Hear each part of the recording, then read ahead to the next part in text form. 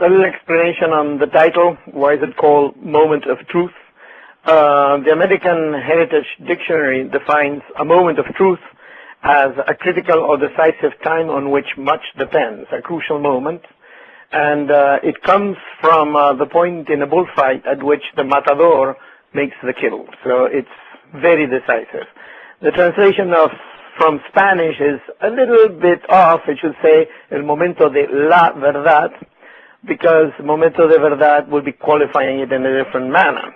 But anyway, you get the point. The point is that something very big happens at the moment of truth in any of the events that you choose to analyze through moments of truth. And this is what Mr. Jan Carlson did in his own book, which addresses moments of truth in marketing. And he defines these to be touch points in an organization where the customer directly interacts with the firm. And why are these things important? Because those are moments in which the customer makes a decision to continue or terminate a relationship. To illustrate what a moment of truth is, let's imagine that you're driving on the freeway. There is an exit that signals a few restaurants. You're feeling hungry, and you leave the exit and you start searching for the right restaurant. You're not very picky or particular, and you decide to turn in the one that's closer to the exit road itself. What you see, though, is that there is a large number of bins piled in front of the door of the restaurant you pick. That's a moment of truth. That's a moment in which you say to yourself, do I really want to stay here? Is this the place where I want to eat? So you might, at that moment, simply just drive on, and that makes a big impact on the business.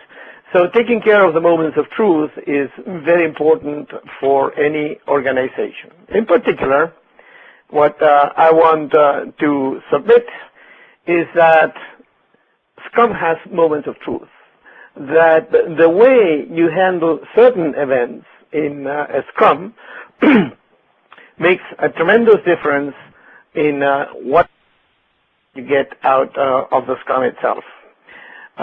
It's called a baker's dozen because, as you'll see in the next slide, we have 13 of those points.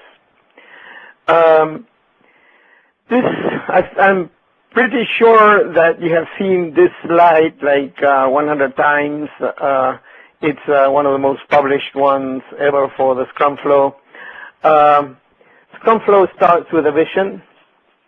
Someone who is in the Scrum literature called the product owner has to have or hold the vision. He or she has to understand what is the return on investment of producing a software product. He or she has to understand how to frame this in the context of the business. What releases do they need? Which are the important milestones for the product? Not for the team, for the product. There's one person, then one role that's called the product owner that is fundamental in achieving the benefits of Scrum in particular. This person, together with a second role, which is a Scrum Master, has to join in a very small task force of putting together the product backlog, which is simply transforming this vision into emerging prioritized requirements. I'm sorry for my voice. As an excuse, I live in Austin and we have allergies year-round. Sorry. So the Scrum Master, the product owner, they work together before anything happens to produce a product backlog, and these guys would be prioritized requirements that are in flux. These things can change from one sprint to another. The Scrum is organized then around a series of almost always equally timed production cycles, which are called sprints. Here we see at the center of the slide a team working. What they're doing is, with the collaboration of the product owner and under the guidance of the Scrum Master, they are selecting from the product backlog what's going to become the sprint backlog. The team then, and to the left, you see are pictured as, the team is pictured as a set of players. Unfortunately, rugby players don't use those funky little hats, but helmets. But anyway, they're supposed to be rugby players, hence the name Scrum. These guys then will sit together and start breaking down the selected piece of the product backlog into something that will be transformed into the sprint backlog. The sprint backlog will then create the plan for the sprint.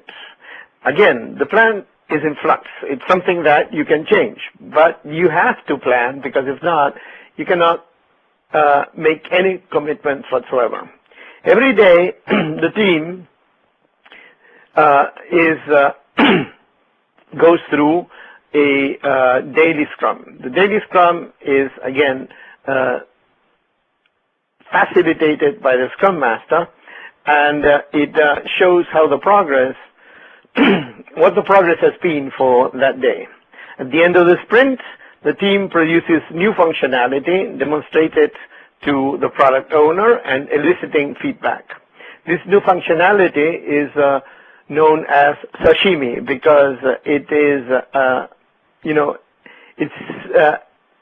every individual piece is already a functional part of the product, in terms that there is advantage in understanding how it will be used, and it is a self-contained piece of functionality. So at the end of this, there is another sprint, and the whole thing starts over again with product owner, product team, and Scrum Master. So where do I see this moments of truth? Well, in all these places. You need a vision, you need a product owner, you need a prioritized backlog, you need a strong Scrum Master, you need to play the planning game correctly, you need to do the daily Scrum correctly. Well, let me show you. Instead of doing this, these are the 13 problems that you can find in those moments of truth. Right at the beginning, it could be the case that the organization has not presented you with a product owner. The second point is that the product owner is there, but he or she lacks product vision. Even though there is a vision, it's not clear how the priorities are organized from the business point of view. So that vision cannot be materialized into a good set of functionality and that evolves as product backlog. It could be then that even if you have these three things, there's a next point in which you can break down, which is the planning game for every sprint is poorly conducted. Part of the planning game includes knowing what you did before and how good were you at doing it. Okay, if you don't have that, I would say that the lack of history for yesterday's weather, as it's known in the lingo, will hurt you in understanding what your commitments are and should be. You could have an inflexible product owner, or you could have a too flexible Scrum Master. These people need to work well together, because one represents what is in it for the client organization, and the other one represents the most important stakeholder of all, the team. Lack of clear goals for sprint, that is when you finish the planning game, you left the planning game without clear goals.